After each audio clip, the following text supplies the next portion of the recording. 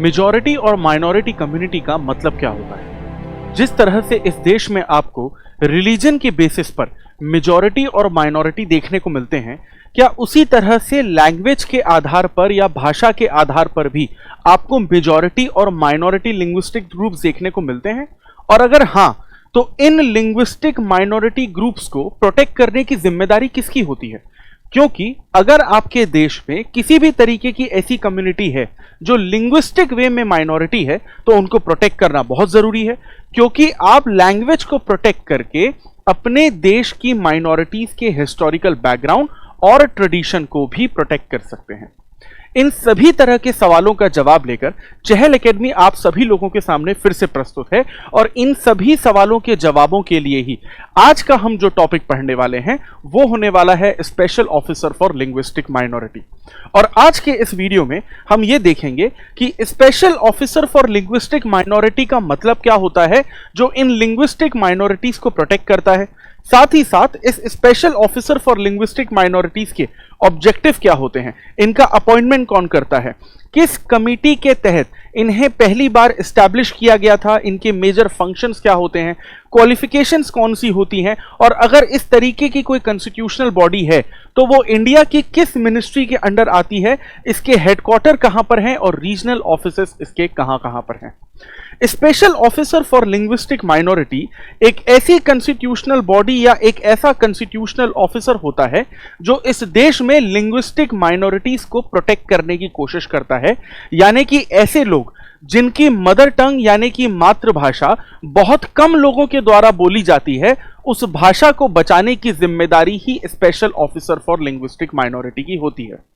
अब ये linguistic minority या लिंग्विस्टिक क्लास का मतलब क्या होता है? मान लीजिए अगर आप किसी एक ऐसे स्टेट में जाकर रहते हैं जहां पर आपकी मदर टंग नहीं बोली जाती। एग्जाम्पल के तौर पर, अगर आपकी मातृभाषा या मदर टंग बंगाली है और अगर आप जम्मू एंड कश्मीर जाकर सेटल हो जाते हैं, तो जम्मू कश्मीर में तो ज्यादातर लोग बंगाली बोलते ही नहीं है, तो आपकी जो लैंग्वेज है बंगाली, वो बेसिकली जम्मू कश्मीर के लिए एक माइनॉरिटी लिंग्विस्टिक बनकर रह जाएगी। और इसके अलावा हमारे देश में ऐसी बहुत सारी लैंग्वेजेस हैं जिनको बोलने वाले लोग बहुत ज्यादा कम हैं, जैसे कि बोडो या सांथली या सिंधी या संस्कृत एटसेट्रा एटसेट्रा। और इन्हीं सभी लैंग्वेजेस को बोलने वाले लोग ही लिंग्विस्टिक माइनॉरिटी ग्रुप के नाम से जाने जाते हैं, और इन्हें प्रोटेक्ट करने की जिम्मेदारी special officer for linguistic minority की होती है। साथ ही साथ इस ऑफिसर के हमें बहुत सारे दूसरे ऑब्जेक्टिव देखने को मिलते हैं। एग्जाम्पल के तौर पर, इन सभी लिंग्विस्टिक माइनॉरिटीज को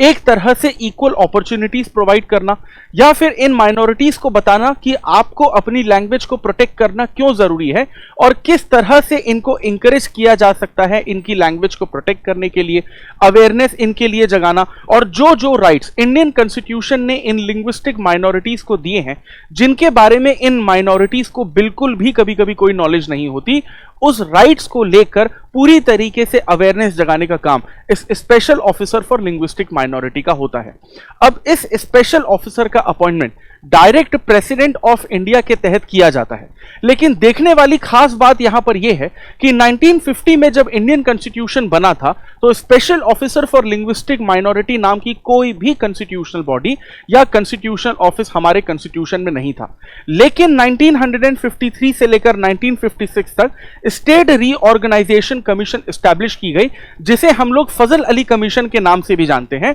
और इसी फजल अली कमीशन या स्टेट रीऑर्गेनाइजेशन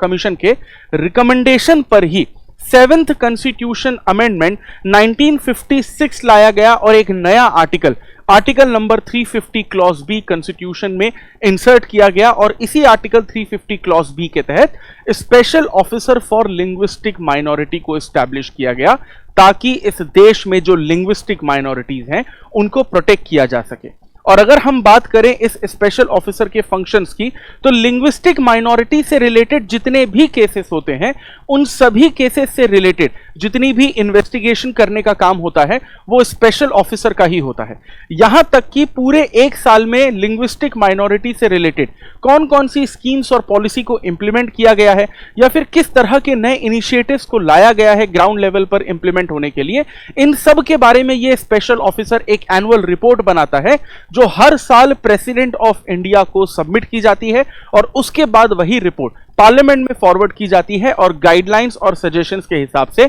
नए नियम कानून बनाए जाते हैं। इंटरेस्टिंग बात यहां पर यह है कि इंडियन कॉन्स्टिट्यूशन में बहुत सारी ऐसी चीजें हैं इस स्पेशल ऑफिसर से रिलेटेड जो कॉन्स्टिट्यूशन में बिल्कुल भी स्पेसिफाई नहीं की गई हैं। एग्जाम्पल के तौर पर इस special officer for linguistic minority की क्वालिफिकेशन क्या होगी, इसका टेन्योर क्या होगा, इसे कितने पैसे दिए जाएंगे, सैलरीज कितनी होगी, अलाउंसेस कितने होंगे, सर्विस कंडीशन क्या होगी, और अगर इस स्पेशल ऑफिसर को हमें पोस्ट से हटाना है तो किस तरह से उसे पोस्ट से हटाया जाएगा। ये सारी की सारी चीजें हमें आर्टिकल नंबर 350 क्लॉज बी यानी कि इंडियन कॉन्स्टिट्यूशन में स्पेसिफाई होती नहीं दिखती हैं। और अगर यहां पर इसके रिमूवल का प्रोसीजर हमें कॉन्स्टिट्यूशन में नहीं दिखता, इसका मतलब यह हुआ कि प्रेसिडेंट अगर इस स्पेशल ऑफिसर का अपॉइंटमेंट प्राइम मिनिस्टर और काउंसिल ऑफ मिनिस्टर के सजेशन पे करते हैं तो इस स्पेशल ऑफिसर का रिमूवल भी प्रेसिडेंट, प्राइम मिनिस्टर और काउंसिल ऑफ मिनिस्टर के सजेशन पर ही करेंगे, जिसे हम लोग प्लेजर ऑफ द प्रेसिडेंट कहते हैं।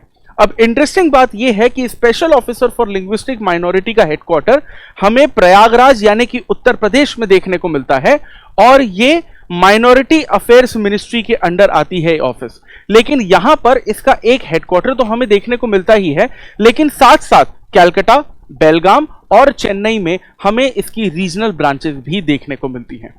इसी तरह के पॉलिटी के इंपॉर्टेंट टॉपिक्स को अगर आप डिटेल में और आसान भाषा में समझना चाहते हैं जो आपकी यूपीएससी सिविल सर्विसेज एग्जामिनेशन की प्रिपरेशन को और इजी बना सकता है, so for that please keep following Chahal academy. I will see you in the next video. Thank you very much.